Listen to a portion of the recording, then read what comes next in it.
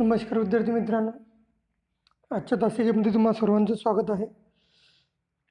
आज आपण राष्ट्रीय उत्पन्न या प्रकरणामधील राष्ट्रीय उत्पन्न गणनेतील किंवा मापनातील अडचणीचा अभ्यास करणार आहोत.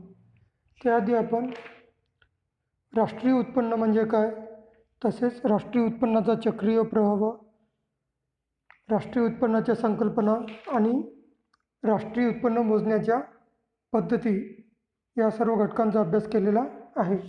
तर आज आपण राष्ट्रीय उत्पन्न मापनातील ज्या काही अडचणी आहेत त्या अडचणींचा अभ्यास करणार आहोत. बघा, राष्ट्रीय उत्पन्नाचे मापन करणे हे अतिशय अवघड आणि क्लिष्ट काम आहे. राष्ट्रीय उत्पन्नाचे मापन करताना खालील अडचणी उद्भवतात. त्यापैकी पहिली जी अडचण आहे ती आहे तात्विक अडचणी. याचे दोन प्रकार पडतात. राष्ट्रीय उत्पन्नातील ज्या अडचणी आहेत त्याचे दोन प्रकार आहेत. एक आहे तात्विक अडचणी आणि दुसरा आहे व्यावहारिक अडचणी. तर आधी आपण तात्विक अडचणी म्हणजे काय आणि त्या कशाप्रकारे राष्ट्रीय उत्पन्नामध्ये मोजण्यामध्ये अडथळा निर्माण करतात त्या घटकांचा अभ्यास आता आपण करूया. तात्विक अडचणीलाच संकल्पनात्मक अडचणी असे सुद्धा म्हटले जाते.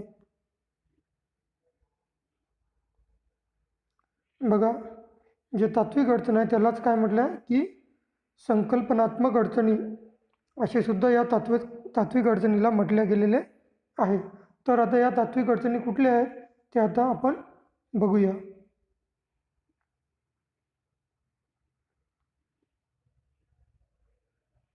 पहिली जी अडचण आहे ती आहे हस्तांतरित देणी. यामध्ये व्यक्तीला मिळणारे निवृत्तीवेतन, बेकारी भत्ता यालाच हस्तांतरित देणी असे म्हणतात. याचा समावेश राष्ट्रीय उत्पन्नात करणे कठीण असते, कारण एका बाजूने हे व्यक्तीला मिळणारे उत्पन्न असते तर दुसऱ्या बाजूने तो सरकारचा खर्च असतो. म्हणून अशी हस्तांतरित देणी राष्ट्रीय उत्पन्नात मोजली जात नाही. बघा काय म्हणते, राष्ट्रीय उत्पन्नामधील जे तात्विक अडचणी आहे त्यामध्ये पहिली जी अडचण आहे ती आहे हस्तांतरित देणी. ज्या काही हस्तांतरित देणी आहे त्यामध्ये निवृत्तीवेतन आणि बेकारी यांचा समावेश होतो आणि याला काय म्हटलं आहे, हस्तांतरित देणी. आणि या हस्तांतरित देण्यांचा समावेश राष्ट्रीय उत्पन्नात करणे कठीण काम आहे. त्याचं महत्त्वाचं कारण म्हणजे की राष्ट्रीय उत्पन्नामध्ये हे जे काही निवृत्तीवेतन आणि बेकारी भत्ता आहे हे जर आपण पाहिलं की व्यक्तीच्या दृष्टिकोनातून जर विचार केला तर त्याचं ते काय झालं, उत्पन्न झालं.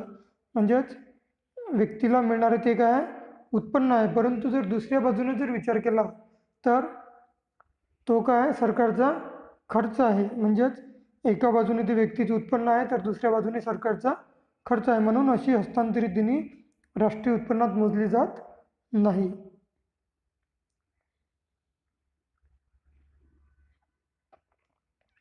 दुसरी जी अडचण आहे ती आहे बेकायदेशीर व्यवहारांपासून मिळणारे उत्पन्न. ही दुसरी अडचण आहेत.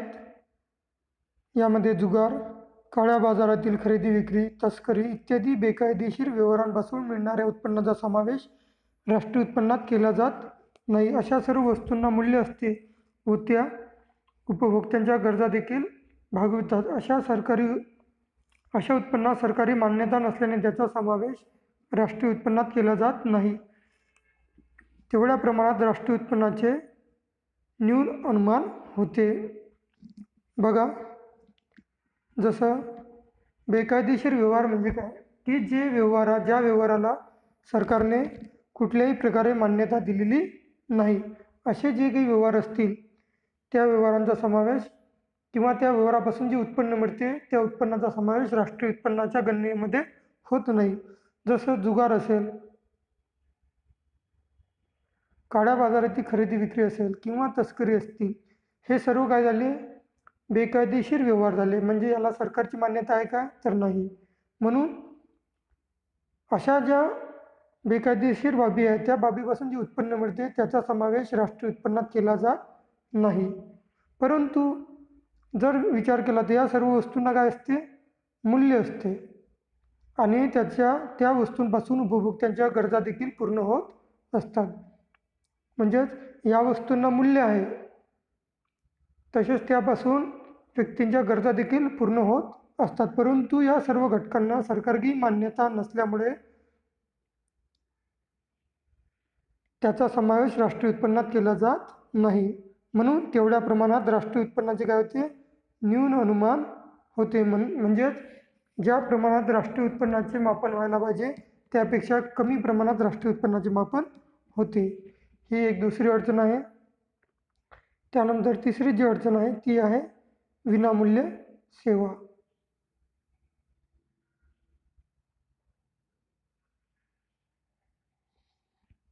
राष्ट्रीय उत्पन्नाचे मोजमाप नेहमीच पैशात केले जाते, परंतु बऱ्याच वस्तू आणि सेवा अशा असतात ज्यांचे मूल्य पैशात मोजता येत नाही. उदाहरणार्थ छंद म्हणून व्यक्तीने काढलेली चित्रे, आईने मुलांचे केलेले संगोपन इत्यादी सेवा राष्ट्रीय उत्पन्नात मोजल्या जात नाहीत, कारण या सेवांचा मोबदला दिला जात नाही. त्याचबरोबर गृहिणींच्या सेवा, सहानुभूती, आपुलकी, दया, करुणा या भावनेतून पुकारलेल्या सेवा राष्ट्रीय उत्पन्नात समाविष्ट करत नाही, कारण त्या विनामोबदला असतात. अशा विनामोबदला सेवांचा समावेश राष्ट्रीय उत्पन्नात केला जात नसल्यामुळे त्यापेक्षा राष्ट्रीय उत्पन्न कमी होते. बघा काय म्हटलं की ज्या विनामूल्य सेवा असतील, म्हणजे ज्या सेवांचे मूल्य पैशामध्ये व्यक्त होत नाही, अशा ज्या सेवा असतील, अशा वेगवेगळ्या सेवा आहेत. जसं छंद असेल, छंदामध्ये व्यक्तींना वेगवेगळ्या प्रकारचे छंद असते, जसं क्रिकेट खेळणे, स्विमिंग, पोहणे, पेंटिंग, चित्रकारी, गायन, लेखन, वादन अशा वेगवेगळ्या प्रकारचे काय असतात, व्यक्तीला छंद असतात. त्याचप्रमाणे एखाद्या आईने आपल्या मुलाचे केलेले संगोपन असेल इत्यादी सेवा राष्ट्रीय उत्पन्नात काय होत नाही, गणला जात नाही. म्हणजेच छंद, आईने मुलांचे केलेले संगोपन म्हणजे अशा की जी एखाद्या व्यक्तीने दुसऱ्या व्यक्तीचे केलेले एखादी मदत असेल विनामूल्य, म्हणजे ह्या अशा ज्या गोष्टी असतात त्यांचा समावेश राष्ट्रीय उत्पन्नात केला जात नाही, कारण या सेवांना मोबदला दिला जात नाही. म्हणजेच ह्या ज्या काही सेवा असतील त्या कशा असतात, विनामूल्य असतात. त्याचबरोबर गृहिणींच्या सेवा, सहानुभूती, आपुलकी, दया, करुणा या भावनेतून ज्या काही सेवा केल्या जातात त्या काय असतात, विनामोबदला असतात. म्हणजेच त्यापासून कुठलाही त्या व्यक्तीला उत्पन्न मिळत नाही. म्हणून अशा विनामोबदला ज्या काही सेवा असतील त्यांचा समावेश राष्ट्रीय उत्पन्नात केला जात नाही, आणि त्यामुळेच राष्ट्रीय उत्पन्नात या सेवांचं गणना केल्या नसल्यामुळे राष्ट्रीय उत्पन्न काय होते, कमी होते. या सेवा राष्ट्रीय उत्पन्नात गणला जात नसल्यामुळे राष्ट्रीय उत्पन्न कमी होते. त्यानंतर पुढची जी अडचण आहे ती आहे स्वउपभोगासाठी उत्पादन. यामध्ये अन्नधान्य, भाजीपाला आणि इतर शेती उत्पादने जी स्वउपभोगासाठी उत्पादित केली जातात ती बाजारासाठी विक्रीसाठी येत नाही, पण अशा वस्तूंचे मूल्य बाजारभावानुसार निश्चित करून अशा वस्तूंची अंदाजे किंमत राष्ट्रीय उत्पन्नात समाविष्ट केली जाते. बघा, जे काही स्वउपभोगासाठी केलेले उत्पादन असेल, म्हणजेच एखाद्या शेतकऱ्याने आपल्या शेतीमधून विशिष्ट वस्तूचं उत्पादन केलं आणि त्यामध्ये त्यांनी काही भाग आपल्या गरजेसाठी स्वतःसाठी काढून ठेवलं आणि उरलेला भाग बाजारामध्ये विकला. परंतु जो त्यांनी स्वतःच्या गरजा पूर्ण करण्यासाठी जो भाग स्वतःजवळ ठेवला आहे त्यालाच काय म्हटलं आहे, स्वउपभोगासाठी उत्पादित केली जाणारी उत्पादने. आणि अशा ज्या काही वस्तू असतात त्या काय होतात, बाजारामध्ये विक्रीसाठी येत नाही, परंतु अशा वस्तूंचे मूल्य अशा वस्तू बाजारामध्ये येत नाही, परंतु काय करावं लागेल की अशा वस्तूंची जी बाजारभाव असेल त्या बाजारभावानुसार मूल्य निश्चित करून अशा वस्तूंची अंदाजे जी किंमत आहे ती किंमत राष्ट्रीय उत्पन्नात समाविष्ट केली जाते. अशा प्रकारे ही अडचण आहे स्वउपभोगासाठीचे उत्पादन. त्यानंतर पाचवी जी अडचण आहे ती आहे परकीय कंपन्यांचे उत्पन्न. बघा, आंतरराष्ट्रीय नाणेनिधी या संघटनेच्यामध्ये परकीय कंपन्या ज्या देशात उत्पादन करतात त्या उत्पादित वस्तूंचा समावेश त्या देशाच्या राष्ट्रीय उत्पन्नात केला जातो. परकीय कंपन्यांना होणारा नफ्याचा समावेश मात्र त्यांच्या मूळ देशाच्या राष्ट्रीय उत्पन्नात केला जातो. इथे काय म्हटलं आहे की नाणेनिधीने असे म्हटलं आहे की ज्या कंपन्या एखाद्या कंपनीने जर आपल्या देशामध्ये कंपनी स्थापन केली असेल तर त्या देशात त्या कंपनीच्या ज्या काही वस्तू असतील त्या वस्तूंचा समावेश त्या देशाच्या राष्ट्रीय उत्पन्नात केला जातं. परंतु त्या कंपनीचा जो नफा असेल तो नफा त्या कंपनीचा जो मूळ देश असेल त्या मूळ देशाच्या राष्ट्रीय उत्पन्नात केला जातो. म्हणजेच लक्षात आलं असेल की ज्या काही परकीय कंपन्या असतात त्यांचा जो नफा असतो तो नफा त्यांच्या मूळ देशामध्ये राष्ट्रीय उत्पन्नात गणना केला जातो. म्हणून आपल्या देशामध्ये म्हणजे ज्या देशामध्ये ती कंपनी स्थापन झालेली आहे त्या देशातील राष्ट्रीय उत्पन्नात त्या कंपनीचा नफा समाविष्ट होत नाही. त्यानंतर पुढची जी अडचण आहे ती आहे सरकारी क्षेत्र. यामध्ये बघा, शासनाकडून संरक्षण, सार्वजनिक प्रशासन, कायदा आणि सुव्यवस्था इत्यादी अनेक सार्वजनिक सेवा पुरवल्या जातात. अशा सार्वजनिक सेवांचे मूल्य निश्चित करणे अवघड असते कारण अशा सेवांचे वास्तव मूल्य माहिती नसते. म्हणून अशा सार्वजनिक सेवा अंतिम सेवा म्हणून राष्ट्रीय उत्पन्नात समाविष्ट केल्या जातात. बघा, जे काही सरकारी क्षेत्र असतात त्या सरकारी क्षेत्रामध्ये वेगवेगळ्या सेवा पुरवल्या जातात. जसं संरक्षण, सार्वजनिक प्रशासन, कायदा आणि सुव्यवस्था अशा वेगवेगळ्या प्रकारच्या सेवा सरकारमार्फत पुरवल्या जातात आणि अशा सेवांचे मूल्य निश्चित करणे कठीण असते. त्यामुळे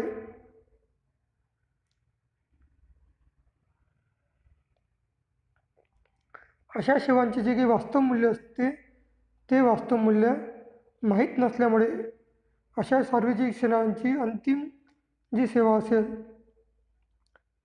त्याचा समावेश राष्ट्रीय उत्पन्नामध्ये केला जातो. म्हणजेच जी काही अंतिम सेवा असेल त्या अंतिम सेवेचा समावेश राष्ट्रीय उत्पन्नामध्ये केला जातो. ही एक अडचण आहे. त्यानंतर पुढची जी अडचण आहे ती आहे किमतीतील बदल.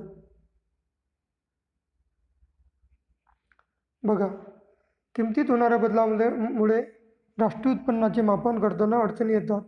देशातील वस्तू आणि सेवांच्या किमती वाढल्या तर बाजार किमतीनुसार राष्ट्रीय उत्पन्नात वाढ झाल्याचे दिसून येते. म्हणजेच देशातील वस्तुरूप उत्पादन कमी झाले तरी किंमत वाढीमुळे देशाच्या राष्ट्रीय उत्पन्नात वाढ होते. इथे काय म्हटलं की किमतीमध्ये जे काही बदल होतात त्या बदलामुळे राष्ट्रीय उत्पन्नाचे योग्य मापन करणे कठीण होते आणि त्यामुळे राष्ट्रीय उत्पन्नात काय होते, अडचणी निर्माण होतात. समजा देशातील ज्या काही वस्तू असतील आणि त्या वस्तूंच्या आणि सेवांच्या किमती जर वाढल्या तर काय होईल, ज्या वस्तू आणि सेवांच्या किमती वाढल्या तर बाजारभावानुसार राष्ट्रीय उत्पन्नामध्ये काय होईल, वाढ झाल्याचे दिसून येईल. परंतु वास्तविक काय झालं, वस्तूचे उत्पादन कमी झाले तरी किमती वाढल्यामुळे काय झाले की राष्ट्रीय उत्पन्नात वाढ झालेली दिसून येते. म्हणजेच उत्पादन कमी झाले तरी किंमत वाढीमुळे राष्ट्रीय उत्पन्नात वाढ होते. म्हणजे त्याचप्रमाणे जर किमतीमध्ये घट झाली तरीसुद्धा राष्ट्रीय उत्पन्नात काय होईल, घट होईल. वस्तूचे उत्पादन जास्त झाले तरी परंतु जर किंमत घटली तरीसुद्धा राष्ट्रीय उत्पन्नाची जी आकडेवारी आहे ती निश्चितप्रमाणे किंवा योग्य आकडेवारी येणार नाही. अशा प्रकारे किमतीतील बदलामुळे राष्ट्रीय उत्पन्नामध्ये अडचणी निर्माण होतात. अशा प्रकारे आपण तात्विक ज्या अडचणी आहेत त्या तात्विक अडचणीमध्ये 7 प्रकारच्या अडचणींचा अभ्यास केलेला आहे. त्यामध्ये हस्तांतरित देणी, कायदेशीर व्यवहारापासून मिळणारे उत्पन्न, विनामूल्य सेवा, स्वउपभोगासाठीचे उत्पादन, परकीय कंपन्यांचे उत्पन्न, सरकारी क्षेत्र आणि किमतीतील बदल. हे या 7 अडचणींचा आपण तात्विक अडचणीमध्ये अभ्यास केला. त्यानंतर आपण बघूया व्यावहारिक अडचणी. आता ह्या झाल्या तात्विक अडचणी आणि दुसऱ्या ज्या अडचणी आहेत त्यालाच आपण म्हटलं आहे व्यावहारिक अडचणी. तर व्यावहारिक अडचणी म्हणजे काय? तर राष्ट्रीय उत्पन्नाचे मापन करताना उत्पादकाची पूर्ण आणि खात्रीशीर सांख्यिकीय माहिती संकलित करताना अनेक अडचणी येतात. त्यापैकी काही अडचणी पुढीलप्रमाणे आहेत. म्हणजे ह्या ज्या काही अडचणी असतात म्हणजे माहिती संकलित करणे, योग्य आकडेवारी जमा करणे, यालाच व्यावहारिक अडचणी असे म्हटल्या गेलेले आहेत. आणि या व्यावहारिक अडचणी पुढीलप्रमाणे आहेत. बघा, पहिली जी अडचण आहे ती आहे दुहेरी गणनेची समस्या.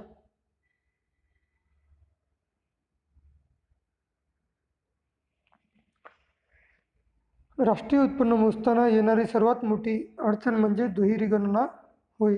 एखादी वस्तू मध्यम आहे की अंतिम आहे हे निश्चित करणे अवघड असल्यामुळे बऱ्याच वस्तूंची गणना दोनदा होण्याची भीती असते.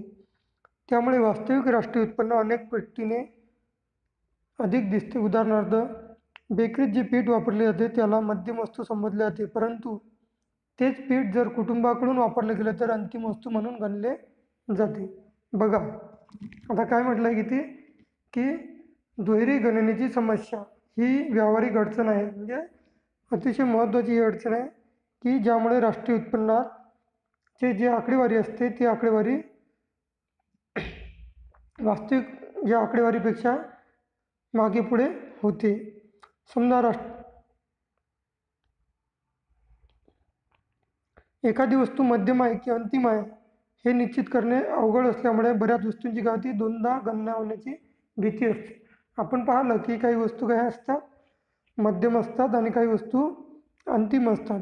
आणि हे कुठली वस्तू अंतिम वस्तू आहे आणि कुठली वस्तू मध्यम वस्तू आहे हे जर निश्चित करणे अवघड आहे आणि त्यामुळेच त्या वस्तूची दोनदा गणना होण्याची भीती असते. म्हणजेच एकच वस्तू काय होते, दोनदा त्या वस्तूची गणना केली जाते. त्यामुळे राष्ट्रीय उत्पन्न अनेक पटीने वाढलेले दिसून येते.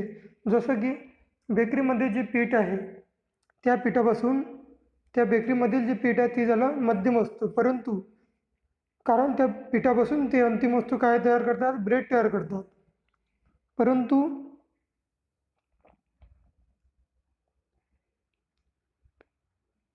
परंतु तेच पीठ जर कुटुंबाकडून वापरले गेले तर ते काय होईल, अंतिम वस्तू म्हणून त्या पिठाचा वापर होईल. अशा प्रकारे वस्तू एकच आहे, पीठच आहे, परंतु त्याचा जो वापर आहे तो वेगळ्या ठिकाणी वेगळ्या प्रकारे झालेला दिसून येतो. म्हणून अंतिम वस्तू नेमकी कुठली आहे हे ठरवणे अवघड जात असल्यामुळे राष्ट्रीय उत्पन्नातील ज्या अडचणी आहेत त्या अडचणी निर्माण होतात आणि त्यामुळे वस्तूची दुहेरी गणना होऊन राष्ट्रीय उत्पन्नातील आकडेवारी चुकीची येते. त्यानंतर दुसरी जी महत्त्वाची अडचण आहे ती आहे अमौद्रिक क्षेत्राचे अस्तित्व. भारतासारख्या विकसनशील देशात मोठ्या प्रमाणावर अमौद्रिक क्षेत्र अस्तित्वात आहे. शेती व्यवसाय अजूनही उदरनिर्वाहासाठी केला जातो. शेती उत्पादनाचा बराच मोठा भाग वैयक्तिक उपभोगासाठी वापरला जातो. तसेच उत्पादनाच्या काही भागाचा वापर इतर वस्तू आणि सेवांच्या बदल्यात विनिमय केला जातो. अशा वस्तूचे आणि उपभोगाचे मापन राष्ट्रीय उत्पन्नात केले जाऊ शकत नाही. बघा, काय म्हटलं आहे की अमौद्रिक क्षेत्राचे अस्तित्व असल्यामुळे शेती क्षेत्रासारखे जे घटक आहेत त्यामध्ये बराच मोठा भाग हा उदरनिर्वाहासाठी खर्च केला जातो आणि त्यामुळे शेती उत्पादनाचा बराच मोठा भाग वैयक्तिक उत्पादनासाठी खर्च होत असल्यामुळे त्याची राष्ट्रीय उत्पन्नात गणना होत नाही. आणि त्याचबरोबर काही वस्तूंच्या आणि सेवांच्या काय होतात, अदलाबदली होतात. म्हणजेच एका वस्तूच्या बदल्यात दुसरी वस्तू, एका सेवेच्या बदल्यात दुसरी वस्तू असे व्यवहार होत असल्यामुळे राष्ट्रीय उत्पन्नामध्ये काय होते, राष्ट्रीय उत्पन्न मोजण्यामध्ये अडचणी निर्माण होतात आणि अशा उत्पादनाचे राष्ट्रीय उत्पन्नात मापन केले जाऊ शकत नाही. म्हणून अमौद्रिक क्षेत्राचे अस्तित्व ही राष्ट्रीय उत्पन्न मोजण्यातील एक महत्त्वाची अडचण आहे. त्यानंतर तिसरी जी महत्त्वाची अडचण आहे ती आहे अपुरी आणि विश्वसनीय सांख्यिकीय आकडेवारी. बघा, विकसनशील देशात उत्पादन आणि खर्चाविषयी पुरेशी आणि अचूक माहिती उपलब्ध नसते. शेती, मत्स्य व्यवसाय, पशुपालन, वनोत्पादन, किरकोळ व्यावसायिक, बांधकामावरील कामगार, छोटी व्यावसायिक इत्यादीच्या उत्पादनासंबंधी अचूक व विश्वासार्ह माहिती उपलब्ध नसते. उत्पन्न पद्धतीने राष्ट्रीय उत्पन्नाचे मापन करताना अनर्जित उत्पन्नासंबंधीची माहिती, ग्रामीण व शहरी भागातील उपभोग आणि गुंतवणुकीवरील खर्च यांची देखील माहिती उपलब्ध नसते. त्यामुळे राष्ट्रीय उत्पन्नाची नेमकी आकडेवारी उपलब्ध होत नाही.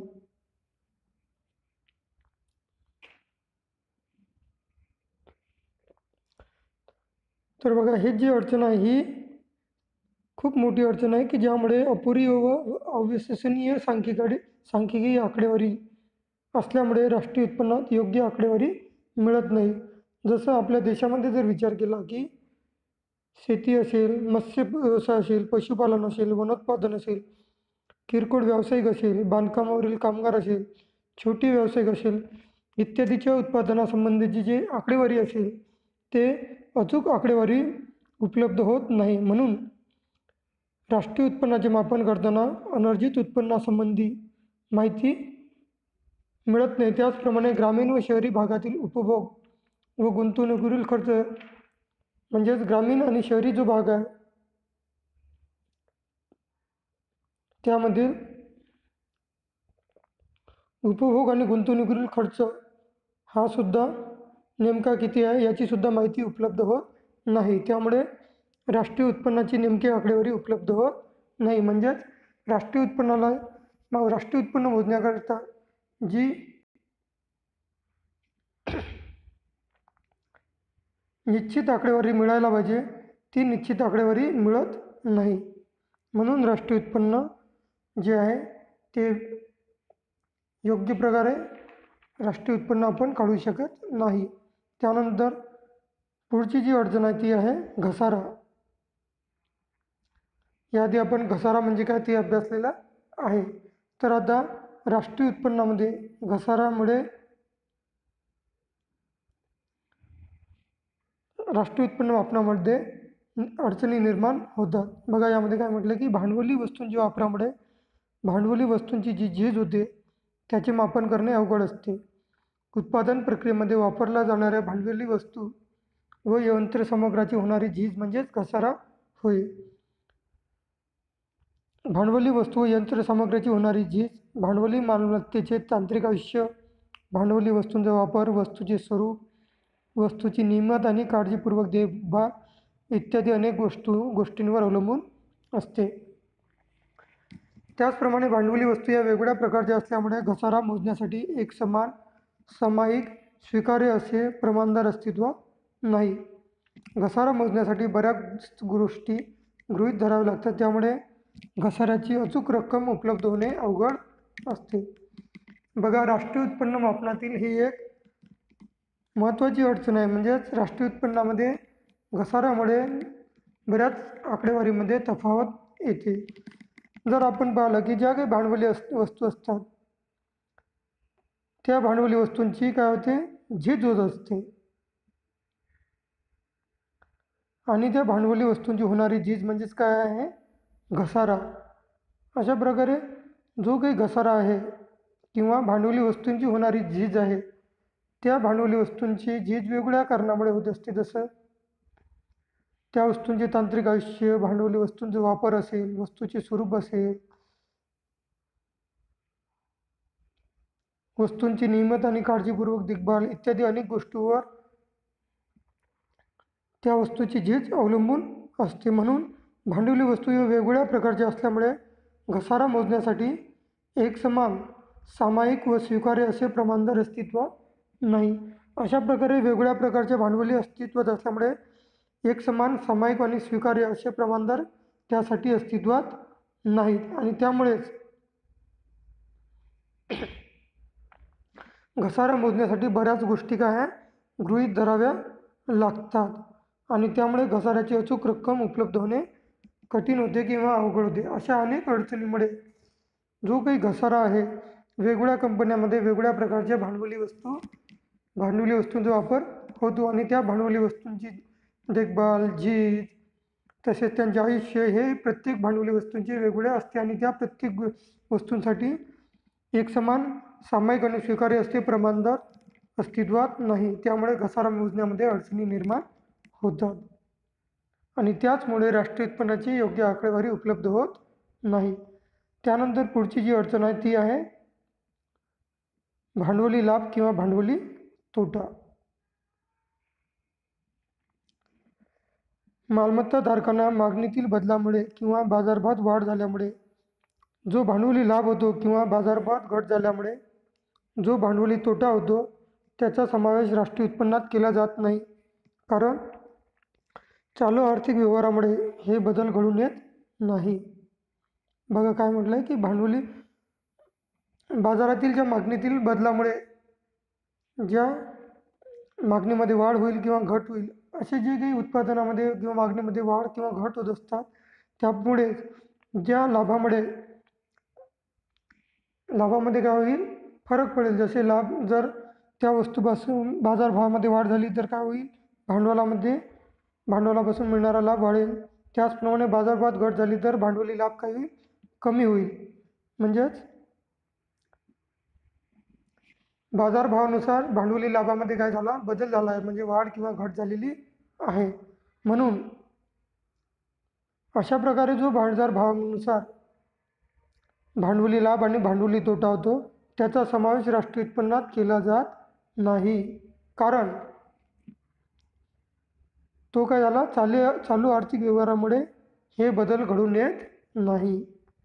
जे काही चालू आर्थिक व्यवहार असतात त्या चालू आर्थिक व्यवहारामुळे हे बदल घडून येत नाही. म्हणूनच राष्ट्रीय उत्पन्नात त्याचा समावेश केला जात नाही. त्यानंतर पुढची जी अडचण आहे ती आहे निरक्षरता आणि अज्ञान. विकसनशील देशात बहुतांश छोटे उत्पादक निरक्षर आणि अज्ञानी असतात. त्यामुळे ते आपल्या उत्पादनासंबंधीच्या नोंदी ठेवू शकत नाही. म्हणून स्वतःच्या उत्पादनाचे किंवा उत्पादन मूल्यांची माहिती देऊ शकत नाही.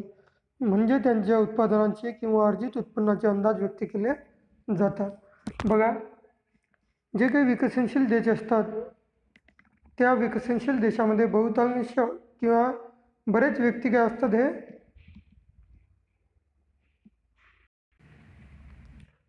बरेच उत्पादक हे निरक्षर आणि अज्ञानी असल्यामुळे त्यांच्याकडून ज्या आपल्या उत्पादनासंबंधी किंवा विक्रीसंबंधी ज्या नोंदी असतात त्या नोंदी ते व्यक्ती ठेवू शकत नाही. म्हणून आपल्या स्वतःच्या उत्पादनाच्या आणि विक्रीच्या नोंदी ते ठेवू शकत नसल्यामुळे त्यांची माहिती ते सरकारला देऊ शकत नाही.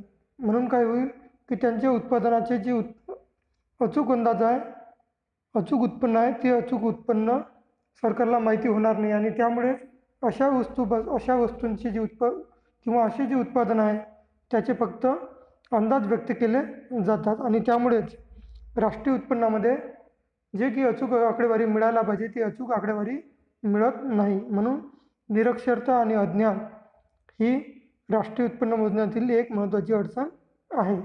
त्यानंतर पुढची जी अडचण आहे ती आहे व्यावसायिक विशेषीकरणाचा अभाव.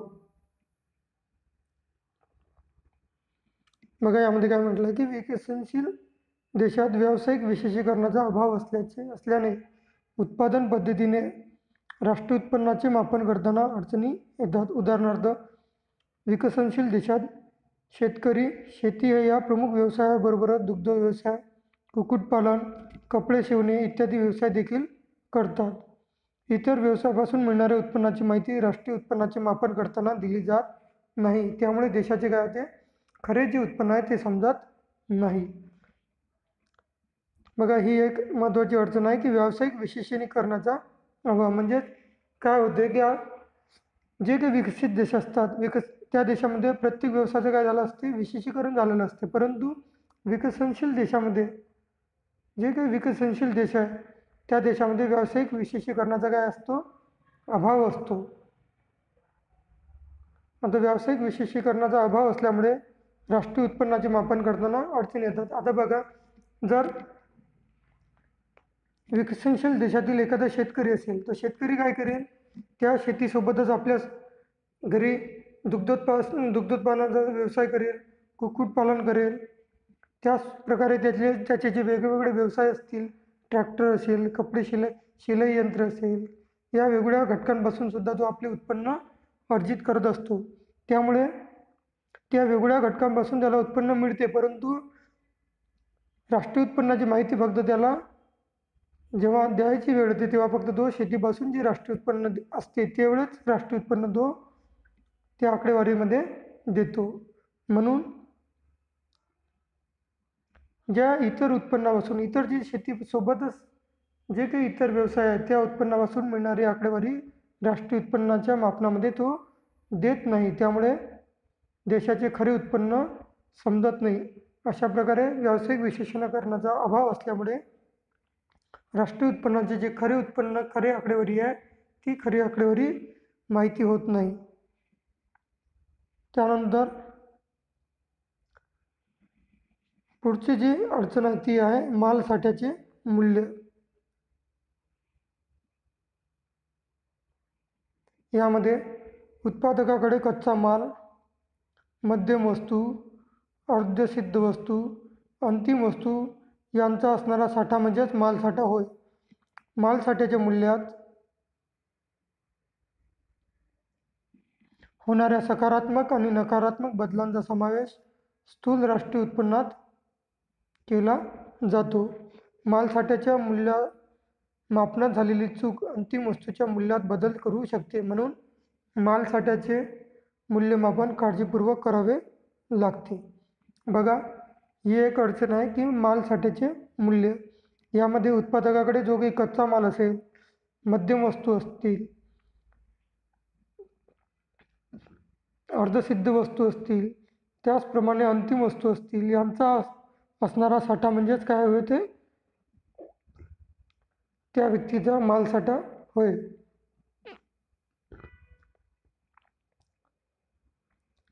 परंतु मालसाठ्याचं जो मूल्य असेल त्या मूल्याच्या सकारात्मक आणि नकारात्मक बदलाचा समावेश राष्ट्रीय उत्पन्नात केला जातो. आणि जर मालसाठ्याच्या मूल्यमापनात चूक झाली तर अंतिम वस्तूच्या मूल्यात बदल होऊ शकते. समजा जो काही मालसाठा असेल त्या मालसाठ्याचे अचूक जर मूल्य मिळालं नाही तर त्यामुळे अंतिम वस्तूच्या मूल्यात देखील बदल होते. म्हणून मालसाठ्याचे मूल्यमापन काळजीपूर्वक करावे लागते. आणि जर मालसाठ्याचे मूल्यमापन काळजीपूर्वक केले नाही तर राष्ट्रीय उत्पन्नातील जी काही आकडेवारी आहे ती आकडेवारी निश्चित आकडेवारी मिळू शकणार नाही. म्हणून मालसाठ्याचे अचूक मूल्य माहीत होणे किंवा अचूक मूल्याची माहिती राष्ट्रीय उत्पन्नामध्ये समाविष्ट करणे आवश्यक असते. अशा प्रकारे विद्यार्थी मित्रांनो, राष्ट्रीय उत्पन्नातील ज्या व्यावहारिक अडचणी आहे त्या व्यावहारिक अडचणी आपण पाहिल्या. त्यामध्ये 8 व्यावहारिक अडचणी आहेत. त्यामध्ये पहिली जी अडचण आहे ती आहे दुहेरी समस्येची गणना.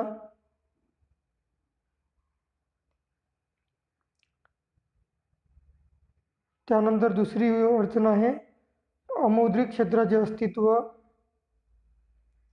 तिसरी अडचण आहे अपुरी आणि अविश्वसनीय सांख्यिकीय आकडेवारी. चौथी अडचण आहे घसारा. पाचवी अडचण आहे भांडवली लाभ किंवा भांडवली तोटा.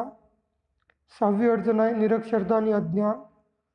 सातवी अडचण आहे व्यावसायिक विशेषीकरणाचा अभाव. आणि आठवी अडचण आहे मालाच्या साठ्याचे मूल्य. अशा प्रकारे राष्ट्रीय उत्पन्न मोजताना ह्या व्यावहारिक अडचणी येतात आणि राष्ट्रीय उत्पन्न मोजताना ह्या व्यावहारिक अडचणी दूर करून राष्ट्रीय उत्पन्नाची गणना केली जाते.